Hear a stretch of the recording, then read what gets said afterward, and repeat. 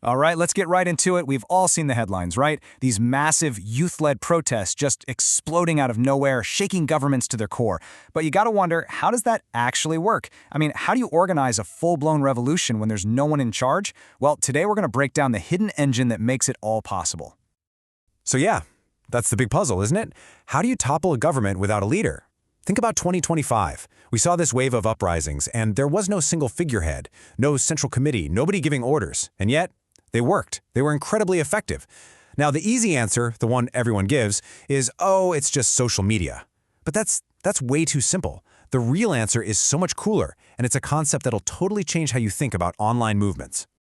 And I mean, just look at the results. It was wild. In just a couple of months, you had governments in Kenya, Nepal, and Madagascar forced to make huge changes. These weren't just small, one-off protests. This was a global thing driven by Gen Z, and it was getting real political results, all without a leader in a boardroom somewhere. So again, what was the secret sauce? What was the mechanism? Well, to get past that lazy answer of social media, we need a much sharper tool. And that tool, that concept, is called a meta mark. See, it's not really about the platform itself, it's about what people do on those platforms. It's all about the clues, the traces they leave behind for everyone else to find. So what exactly is a meta mark? The easiest way to think about it is like a digital breadcrumb. Seriously, it's any little trace, a photo, a hashtag, a symbol, whatever, that someone leaves out there, in the digital world or even the physical one, that triggers other people to act, totally on their own. It's this incredible way to coordinate massive action without ever sending a direct order. The ideas and the tactics just spread. Okay, to really wrap our heads around this, we've got to see how it works in the real world. So let's break down 3 specific types of metamarks that were absolutely essential in these revolutions. This is where the theory gets real fast. First up, we have what's called the documentary metamark. Now, this one isn't about trying to convince you of something with a big, long argument. Nope, it's just about showing a piece of reality, but in a way that's so stark, so jarring, that you're forced to have a reaction. It creates a signal that's basically impossible to ignore.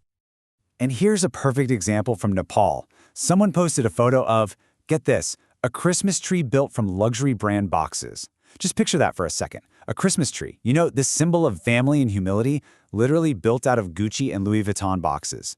It creates this immediate clash in your brain, right? That feeling, that jarring contradiction, is what scientists call cognitive dissonance. It's an argument without words, and it's so powerful it just screams something is wrong here, perfectly showing the massive gap between the political elite and regular people. And this is how you get that chain reaction. One person posts one picture. Boom, the digital environment is now different. Then other people see it, and it triggers them to create their own stuff. Memes, comments, videos, you name it. Every single new post is another metamark, and it just amplifies the original signal, on and on, until the pressure on the government is just overwhelming. And the crazy part? No one planned this. It just snowballed. Okay, so that leads us right into the second type, the symbolic metamark.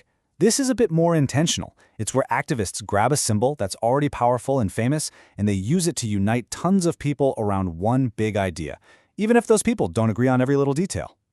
And the symbol that absolutely exploded globally, you might not guess it. It was the pirate flag from the Japanese manga One Piece. And it was genius for 3 reasons. 1, it was instantly recognizable all over Asia, no translation needed. 2, its meaning was super flexible. It just meant rebellion or freedom, so everybody could get behind it. And 3, it was just so easy to draw or print or share. It was the perfect symbol for a massive grassroots movement. All right, our third and final type is maybe the most practical one of all, the tactical metamark. This is where the internet basically becomes a giant open-source strategy guide. People leave clues about what's working, where to protest, what time, where the police are, which slogans are catching on, for anyone else to find, use, and even improve upon. And you can see this happening in a few different ways. You've got hashtags, like the famous hashtag Milk Tea Alliance, which aren't just for solidarity, they're living, breathing archives of tactics. Then you have these central hubs, like that Youths Against Corruption Discord server in Nepal. We're talking more than 7,000 people coordinating in real time. And then it gets even crazier. You get to the point of collective decision-making. Through thousands of tiny digital votes, each one a little metamark, these protesters actually managed to pick a candidate to represent them, completely sidestepping the official political system. Incredible.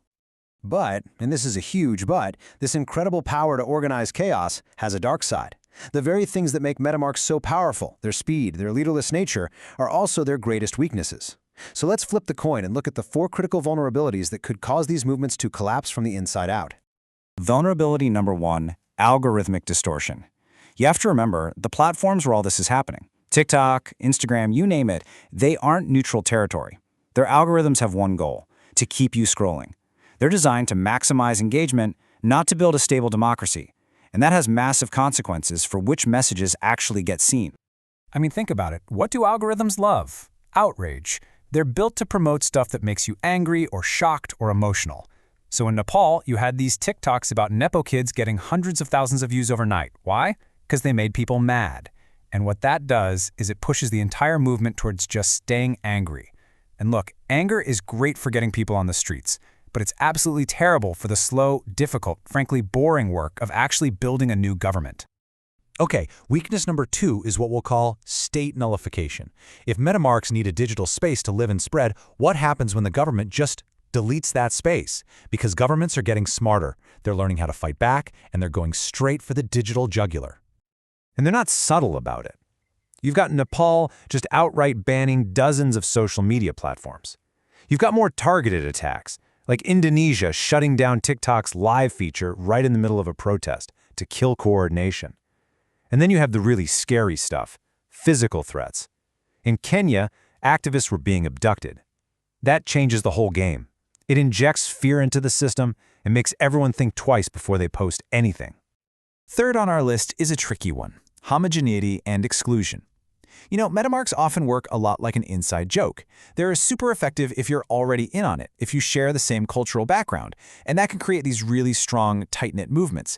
But it also builds invisible walls, shutting out other people who could be your allies. Let's go back to that Christmas tree made of luxury boxes. For young, urban people in Nepal who are all over social media, that hit hard. But what about someone in a rural village who doesn't know those brands and isn't online all day? Does it mean the same thing? Probably not. And that's how you get these digital echo chambers. The movement gets its core base really fired up, but it completely fails to reach anyone else. And that can cause the whole thing to splinter apart, which is exactly what we saw happen in Thailand a few years back. And that brings us to the 4th and final vulnerability. And honestly, this might be the biggest one of all. Metamarks are absolutely brilliant for coordinating protest, for disrupting the status quo, for tearing things down. But when it comes to the next step, to actually building something new and lasting to replace it, they seem to fall completely flat. Just look at this number, 17. Since its big people's revolution back in 2006, Nepal has had 17 different governments. Think about that. They are masters at forcing change. But what comes next? Chaos, instability. It's the ultimate proof that tearing the old house down is only step 1. So what's the big takeaway here? It's that there's this huge, massive gap between the skills you need to run a protest and the skills you need to run a country. The very tools that make these leaderless movements so fast and so powerful are the same things that stop them from building the boarding, stable structures you need to actually govern. And this quote from Narayan Adhikari at the Accountability Lab just hits the nail on the head. He said protesters ended up becoming part of the system and lost their moral ground. And that's the tragedy, right? Without any real structure for leadership or accountability, even the heroes of the revolution, once they get into power, can just get swallowed by the same old system they wanted to destroy. And then they lose all the trust they built. Which leaves us with the one big question hanging over all of this. We know metamarks work. They can start a fire, challenge power, and coordinate chaos like nothing we've ever seen.